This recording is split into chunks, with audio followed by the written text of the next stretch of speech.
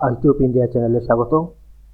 কাজী Nazrul university first semester political science human রাইটসের suggestion দিচ্ছি। Course code BAPOLSCNDC 101, course details DSEC 1। এই পেপারে suggestion দিচ্ছি, এখান থেকে তোমরা কমন পেয়ে যাবে সকল কোশ্চেন। মান 5-এর জন্য পড়বে মানবাধিকারের প্রথম অধ্যায় থেকে পড়বে মানবাধিকারের ধারণাটি সংক্ষেপে আলোচনা করো।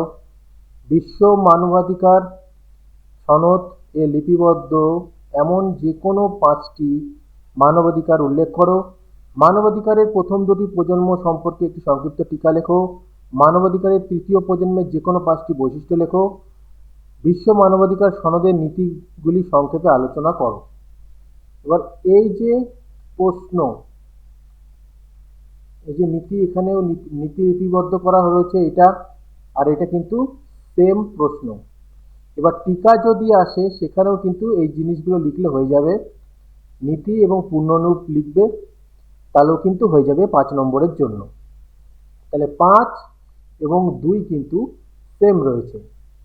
10 নম্বরের জন্য পড়বে কেন মানবাধিকারের আন্তর্জাতিক ঘোষণাপত্র মানবাধিকার রক্ষার ক্ষেত্রে এক তাৎপর্যপূর্ণ মাইলস্টোন ব্যাখ্যা করো। মানবাধিকারের ধারণার বিবর্তনের ইতিহাসের ওপর একটি টিকা লেখো। কবে ভারতে শিক্ষার অধিকার আইন প্রণীত হয়? মানবাধিকারের অর্থ অথবা মানবাধিকার কাকে বলে? মানবাধিকারের প্রকৃতি ও পরিধি আলোচনা করো। পরের অধ্যায় থেকে 5 নম্বর, এগুলো 10 নম্বর ছিল 3টে। পরের অধ্যায় থেকে 5 নম্বরের জন্য পড়বে নিবর্তনমূলক আটক আইন কি? তুমি কি মনে করো ভারতীয় প্রেক্ষিতে এই আইন মানবাধিকার বিরোধী? 1993 সালে মানবাধিকার সংরক্ষণ সংক্রান্ত আইনটি সম্পর্কে একটি টিকা লেখো। মান 10-এর জন্য পড়বে মানবাধিকার সংরক্ষণের উদ্দেশ্যে ভারতীয় সংবিধানে গৃহীত ব্যবস্থাসমূহ সংক্ষেপে আলোচনা করো। অথবা এই প্রশ্নটা আসতে পারে ভারতে মানবাধিকার সংরক্ষণের উদ্দেশ্যে গৃহীত প্রাতিষ্ঠানিক ব্যবস্থাসমূহ সম্পর্কে সংক্ষেপে আলোচনা করো।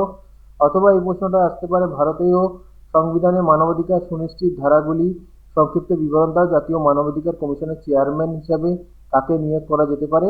অথবা এই প্রশ্নটা আসতে পারে ভারতে মানবাধিকার সংরক্ষণের সাংবিধানিক বিধি ব্যবস্থাগুলো আলোচনা করো। এই একটা প্রশ্নই দিলাম 10 নম্বরের। পরের অধ্যায় থেকে প্রশ্ন পড়বে 5 নম্বরের জন্য ভারতের জাতীয় মানবাধিকার কমিশনের সদস্যদের নিয়োগ আলোচনা করো। জাতীয় মানবাধিকার কমিশনের ভূমিকা সম্পর্কে একটি সংক্ষিপ্ত টিকা লেখো। জাতীয় মানবাধিকার কমিশন গঠন বর্ণনা করো। জাতীয় মানবাধিকার কমিশনের বর্তমান সভাপতি কে? 10 নম্বরের জন্য একটি প্রশ্নই রইল, ভারতের জাতীয় মানবাধিকার কমিশনের ক্ষমতা ও কার্যাবলী সংক্ষেপে আলোচনা করো। শেষ অধ্যায় 5 নম্বরের জন্য পড়বে তুমি কি মনে করো সন্ত্রাসবাদ হলো মানবাধিকার সংরক্ষণের ক্ষেত্রে একটি অন্যতম চ্যালেঞ্জ? সংক্ষেপে ব্যাখ্যা করো। অথবা এই প্রশ্নটা আসতে পারে তুমি কি মনে করো যে সন্ত্রাসবাদ হলো ব্যক্তির মানবাধিকার লঙ্ঘনের অন্যতম কারণ? সংক্ষেপে ব্যাখ্যা করো।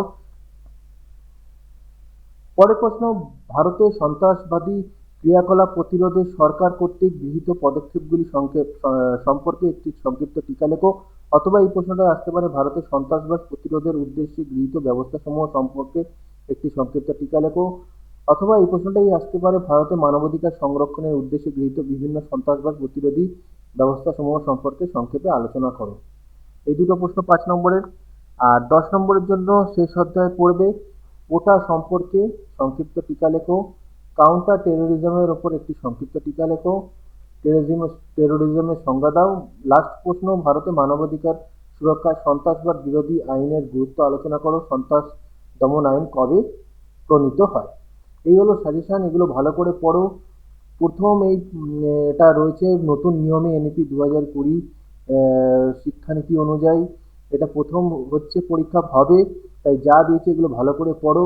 কেমন ধরনের কোথা থেকে কোশ্চেন আসবে এটা কিন্তু বলা মুশকিল, তাই যা কোশ্চেন দিয়েছি এগুলো কিন্তু খুব ভালো করে পড়তে হবে। ভিডিওটা ভালো লাগলে লাইক কমেন্ট শেয়ার করে দিও। আর অন্য কোনো সাবজেক্টের সাজেশন বা নোটস দরকার পড়লে অবশ্যই আমাকে কমেন্ট করে জানাবে।